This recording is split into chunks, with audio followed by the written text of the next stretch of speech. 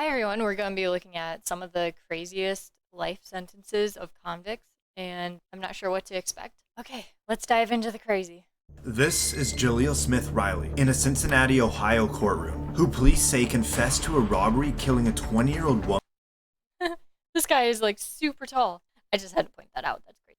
and seriously wounding her boyfriend. Portia Brooks was in her car with her boyfriend Aaron Martin when Smith Riley came up to her car with two others looking to rob them. When Smith Riley found out Martin didn't have any cash, he was shot in the head, leaving him with permanent brain damage. Smith Riley then shot at Brooks, which killed her 3 days later. Sorry. Go back on with I just want to come home with this. This is somebody that feels genuine remorse. This is somebody that thinks about this every day, and he knows that he can't go back in time and undo what he did. Now, Portia Brooks' mother delivers a victim impact statement. But he killed me mentally, emotionally. He killed my identity as a mother of three, as a family of four. This is now Brooks' sister speaking. I have to deal with life without Portia, so he should deal with life without parole. This is moments right before Jaleel Smith Riley gets the news that he will never be allowed to return home again. Defendant serve a term of life without parole. As to count four for the offense of attempted murder.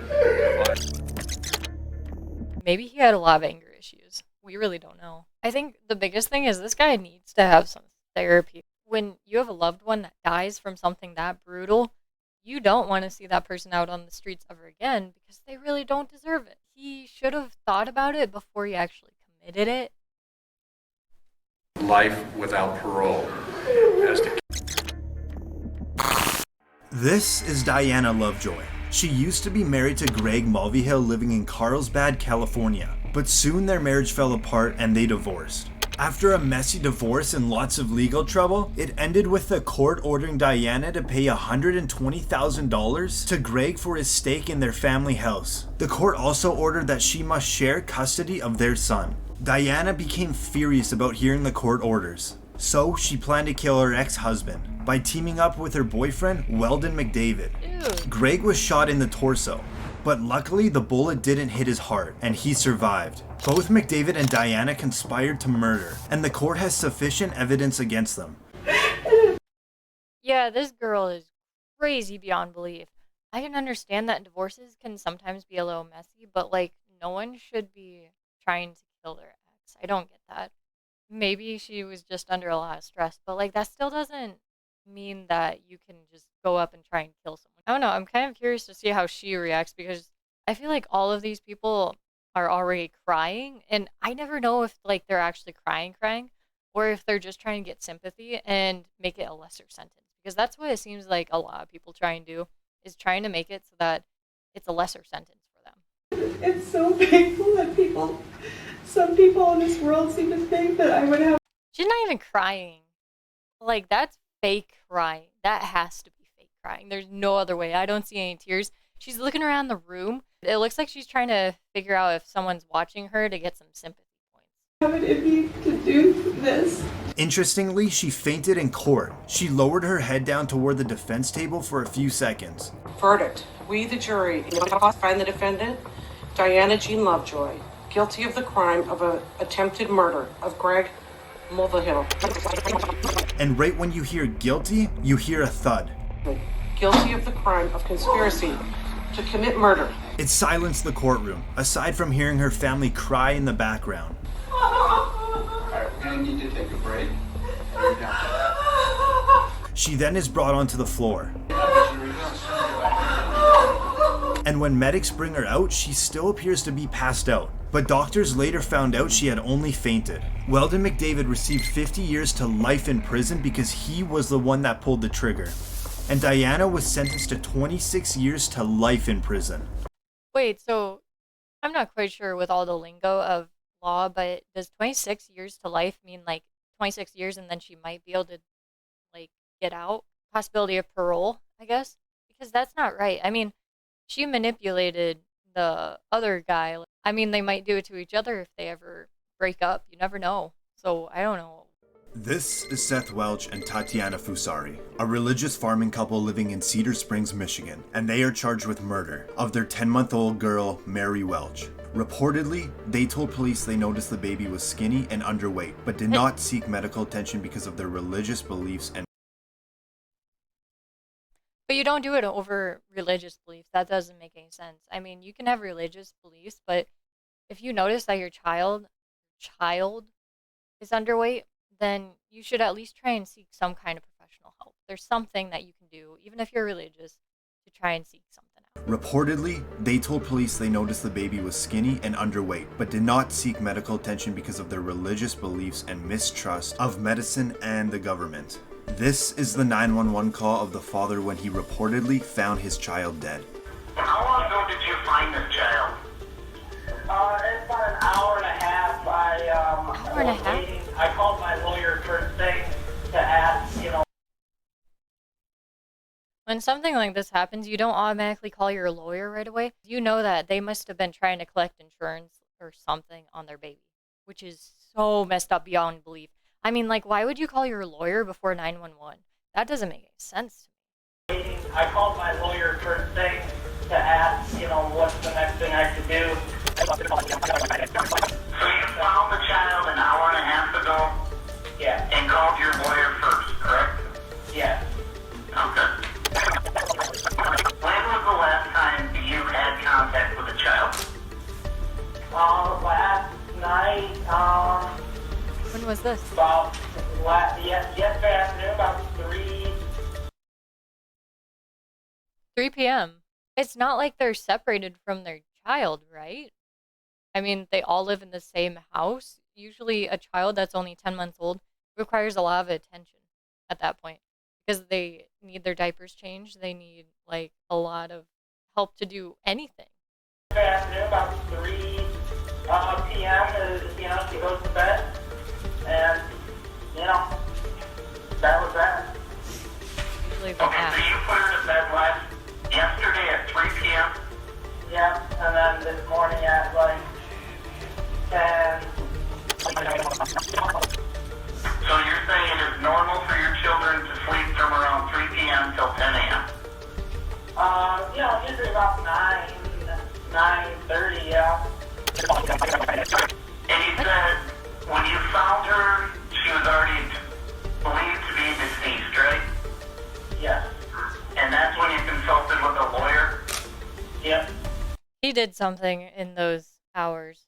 There's no way that a 10-month-old can sleep for that long.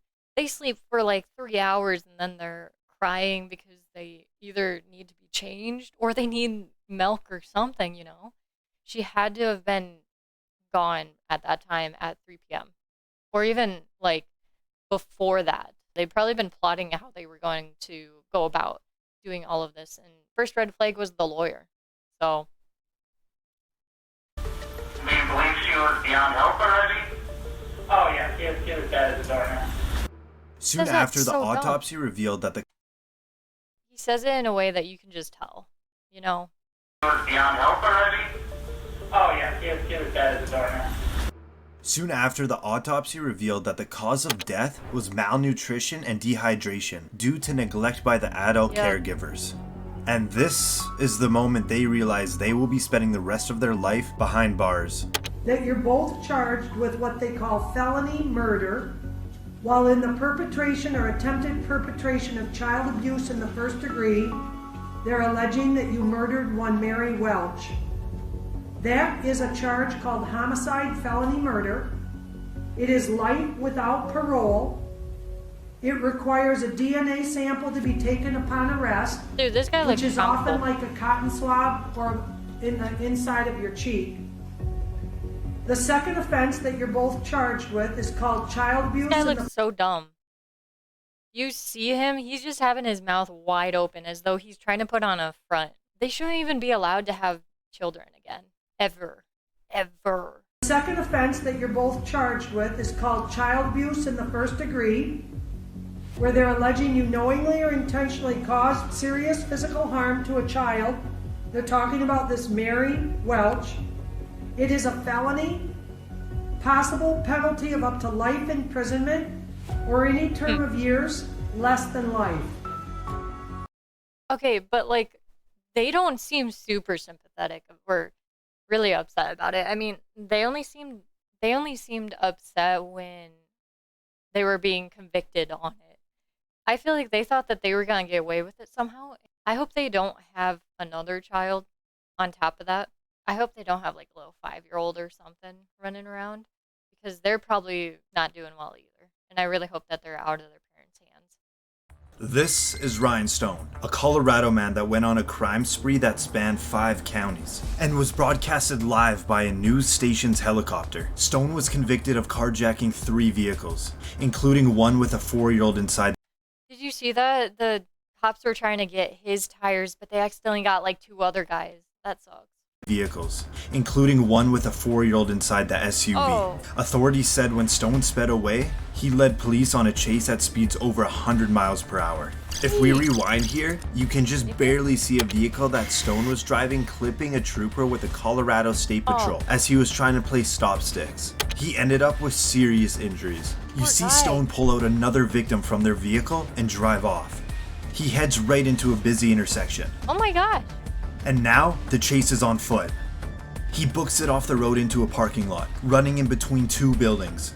As he slips on the ice, he loses his jacket. Now there's just a fence in his way, but nope, it's too high. Cops now close in and he finally surrenders. Haze him. Stone is now in the county jail, but he believes he should be getting paid for his internet fame while bragging to his friends about the high-speed chase. He looks like a crazy person. Like, he's definitely mentally ill. I mean, do you see his face? He looks way too excited about his internet fame, as though he was trying to do that all along or something. Believes he should be getting paid for his internet fame while bragging to his friends about the high-speed chase. Hey, did you know I made the news in the UK and Australia? What? Yeah, you get paid by YouTube. So, Channel 7 News, I believe, is going to be the one that gets paid for that. Well, I'm going to contact Channel 7 News. I want to get paid. You guys are getting paid using my name and my video footage. During his opportunity... It's not your video footage, first of all. It's someone else's. Second of all, you were stealing a lot of people's cars and completely wrecking them. And you were also hurting a lot of different people. You even hurt the trooper. Literally gave him really bad injuries. So if anything, you should still be paying them. And my video footage. During his opportunity to address the court about the recordings in jail, Stone blames it on emotional stress and the use of drugs. We are going through trial after that. It was a 1.5-week trial. Extremely stressful. One of the phone calls about seeming like I was bragging. You are. About making international news, this, that, and You are. That was within the first week of being arrested. Still coming off of drugs. Stone was convicted of 18 Did they ever test this guy for drugs in his system? Because I would be very curious to see if he is actually telling the truth. But also, it depends on which drug it is, and some drugs stay in your system longer than others, so you might be telling the truth, but at the same time, you shouldn't be bragging regardless of if you're on drugs or not, you know? Within the first week of being arrested. Still coming off of drugs. Stone was convicted of 18 charges, including attempted manslaughter, child abuse, and assault. Yeah. Then the judge sentenced him to 160 years in prison. Oh, wow. That's an interesting take on it. I mean, 160 years instead of life in prison. Because you know there's no way that he's going to get out of that. But I am wondering, like, when parole would come around. This is Esteban Carpio. The police were questioning him for the stabbing of an 85-year-old woman in Rhode Island. Carpio. The police were questioning him for the stabbing of an 85-year-old woman in Rhode Island. In the interview room was Carpio and 2 detectives. One of the detectives left the room to get water for Carpio, leaving just him and Detective Sergeant James Allen in the room. Carpio grabbed Allen's gun and then shot him twice, killing him. He then jumped out of a window which was 3 stories high and made a run for it, but was apprehended just 45 minutes later. At his arraignment, Carpio came in wearing a mask designed to stop the offender from spitting and biting at others. With also his face being in rough shape, it stunned the courtroom. It wasn't so much Carpio with the shocking reaction, more so his family members, making accusations of police brutality. What it probably is more of like he fell on his face or something when he fell out of that window, or he banged himself up. But this guy, he literally like killed a police officer. He killed a 75-year-old. Is that right? Let me check. We're questioning him for the stabbing of an 85-year-old woman in Rhode Island. Yeah, so he was also brought in, he was just brought in for questioning on a stabbing of an 85-year-old, an old woman. So instead of just being a normal person and just answering their questions, he makes himself look even more guilty, so he probably did it, actually. And instead he kills a police officer, or a detective, I should say. Why would he do that if he wasn't guilty of the stabbings in the first place? So now he has stabbings. Now he has the murder. I mean, he kind of deserves it if he fell on his face as he was falling out the window. I mean, he probably fell out the window just wrong, and so that's why his face is all messed up. But, I mean, it might not be the police that did that to his face if it wasn't him falling. It might have been, like, other prisoners, because it was an old woman that's very defenseless at that age, you know? Most prisoners probably don't really like the thought of someone like that in prison, so they might have done it to him. You never know. It stunned the courtroom. It wasn't so much Carpio with the shocking reaction, more so his family members, making accusations of police brutality. It looks like she's having a temper tantrum. Step off. Not guilty! Is this anger what he gets it all from? Is this his family where he's gotten all of this from, and that's why he's like become this way? Because I wouldn't be surprised at this point if family is the reason. Because she seems like she's just throwing like a 5-year-old temper tantrum. You don't know if that was from the police. I'm not guilty, Steven! It's gross police brutality. He was mentally ill, and he needed help, and we couldn't get it. We tried and tried, and he didn't deserve this. An FBI investigation. Did you try, or did you just let it happen? Because the thing is, some people don't want therapy for what they do.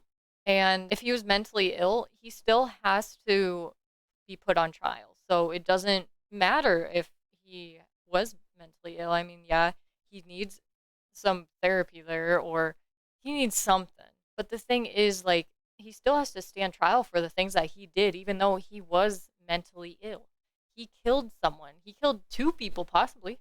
There's things that when you go on trial where you can be deemed mentally ill at the time that all this happened, but then it means that you're going to be going away for a longer time. And most people think that if they act mentally ill, then they'll get off with a lesser punishment or less time. But that's actually not true. So, fun fact. An FBI investigation concluded that the police did not use excessive force and that Carpio's injuries were sustained due to his jump from the 3rd floor of a building and struggle with law enforcement. Every day, I face the facts of what I did and what happened. He was sentenced to life in prison without parole. Good. Good. See, that's exactly what should have happened, is life sentence. Because, I mean, it was 2 people, like possibly 2 people, but for sure 1 person that they have records of. And so, I mean, that's just ridiculous, you know? Well, thanks for joining me, everyone. I'm really happy that you came back to my channel. This was a shorter video today, but glad that you joined me again, and I'll be coming out with more videos soon. So, stay tuned. Thanks. Bye!